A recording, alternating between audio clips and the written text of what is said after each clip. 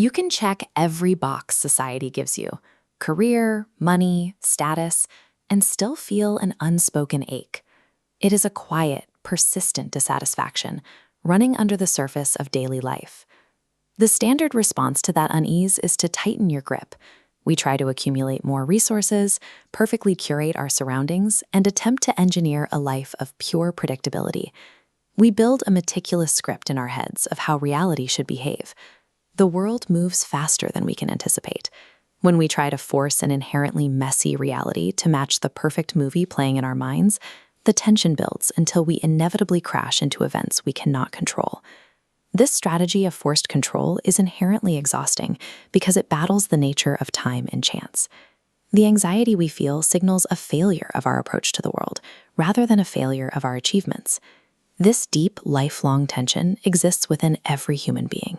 It is the pole between desire and fear, between mortality and meaning. Think of it as the perennial struggle. We often view this inner conflict as a flaw in our character. Treating a natural condition as a disease to be cured only magnifies the pain. The harder you press to eliminate the friction, the more fragile you become. A meaningful life requires participating in this tension rather than trying to escape it. Instead of drowning in the struggle, you can learn to swim. The goal is to develop the skill to act effectively while inner conflict is still present. There are rigorous systems designed to help you navigate this exact tension. One of the most effective is the 12-step model.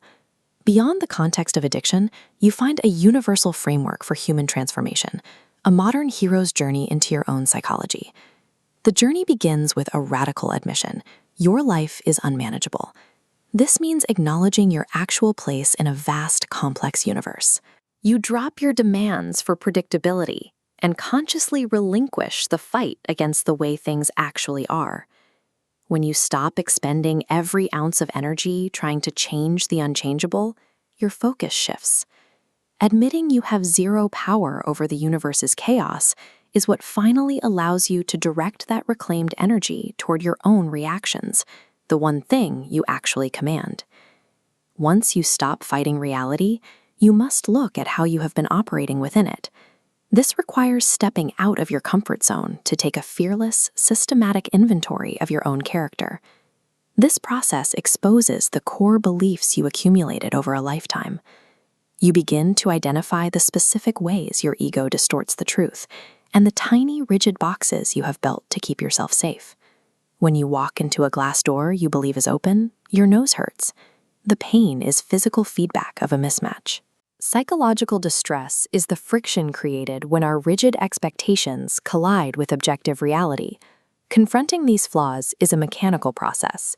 You locate the errors in your thinking to align your inner perspective with the actual terrain of your life. Seeing the truth is only half the work. Next comes the grueling process of taking absolute, unvarnished responsibility for your past actions, completely free of excuses. This requires the physical action of making amends. You must actively repair the harm you've caused to other people and to yourself, setting things right wherever it is humanly possible. Taking total ownership of the wreckage you've left behind connects your internal realizations to the physical world. It proves to you, through action, that you are capable of real change. Modern culture sets a trap by treating peace, meaning, and happiness as direct targets. We are taught to aim at them, acquire them, and hold on to them forever. Thousands of years ago, the Greek philosopher Aristotle recognized the flaw in this pursuit. He taught the concept of eudaimonia, which translates roughly to the highest human good. Well-being emerges as a consequence of consistent, rational action over time. Aristotle argued that true fulfillment is a byproduct of how we conduct ourselves, rather than a destination we arrive at. Chasing the fleeting emotion of happiness leads to constant disappointment. Focusing strictly on the daily execution of virtue, honesty, courage, and accountability builds the only reliable engine for a good life. The psychiatrist Viktor Frankl, surviving the horrors of a concentration camp, observed that meaning is not something you passively discover in the world. As he put it, the meaning of life is to give life meaning.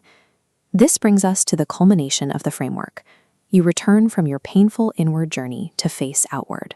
You take the wisdom you fought so hard to acquire and you actively apply it to improve the lives of the people around you, meaning lives on the ground, in the choice to embrace the perennial struggle and serve others without expectation of reward. We find our highest purpose when we stop asking what life owes us and start asking what we can contribute.